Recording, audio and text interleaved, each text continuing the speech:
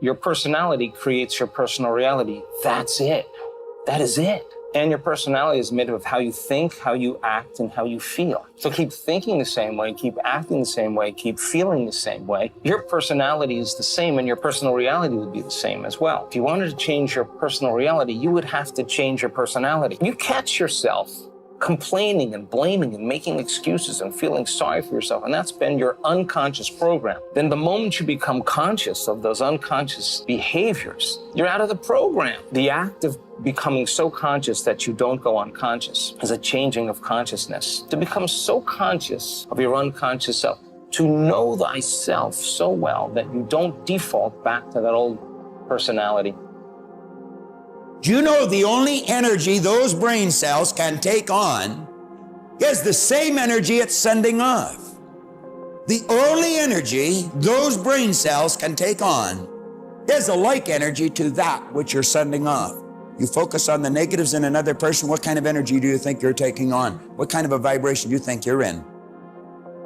It might be a wise idea to focus on the good aspects of even the worst situation.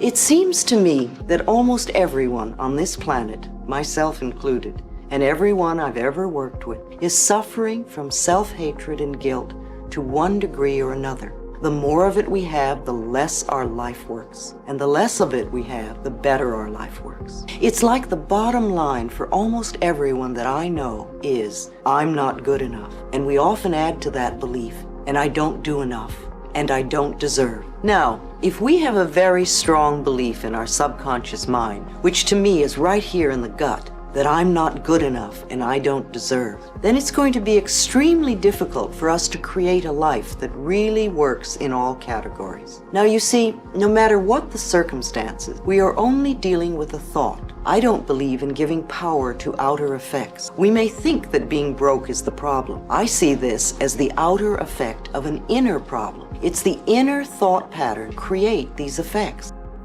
If you have the wrong image about yourself on this earth, if you are viewing yourself like from a wrong perspective,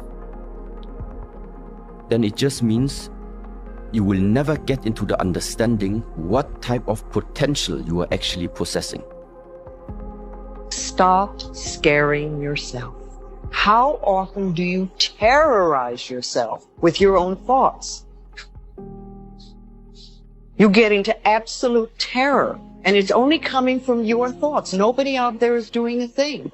Sometimes it's an old family pattern. Sometimes we get new things. You know, we find so many ways to scare ourselves. I would like people to, when you have time, to make a list of your fears.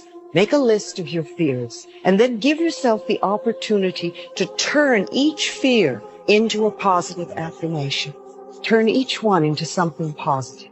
And remember, always you are in charge. You are always in charge.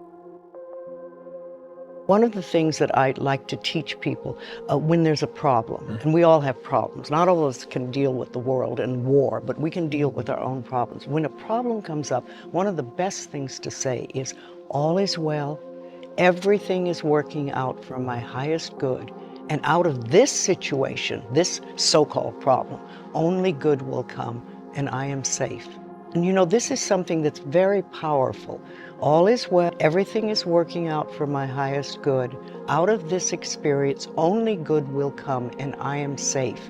And what that does, it quiets your mind down, or my mind down, long enough for the universe to find a solution for the so-called problem. Affirmations work. I have an affirmation that I've used for a long time. All is well. Everything is working out for my highest good. Out of this situation, only good will come, and I am safe. If you have a problem and you say that to yourself over and over again, it's as though, you know, you get your worried mind out of the way, and the universe finds an answer and a solution for your so-called problem. To manifest, you have to believe. You have to believe that you already have whatever it is that you want. And the reason that you have to believe you have it already is because the subconscious mind is only operating in the present. It can't reason. It's just like a program. So if you say, my new car is coming, I'm going to get a new car, it's coming, well, then it's always going to be coming. You have to imagine you have it now. And the moment that you believe, there's manifestations instantaneous. You must assume that you already are what you want to be, and then live by faith in this assumption. You don't need evidence of your senses. You have a tendency to believe that what your eyes and ears tell you is reality. But this is what we know by our senses. You know, it's like a millionth of a millimeter, and all that is unknown is in the invisible, in the imagination. You'll see it when you believe it, not the other way around. People will say, well, I'll believe it when I see it. It doesn't work that way. You'll see it when inside you have a knowing. And most of our attention is focused on, this is my beliefs and my disbeliefs about what is possible and what isn't possible are here. And it's an endless universe.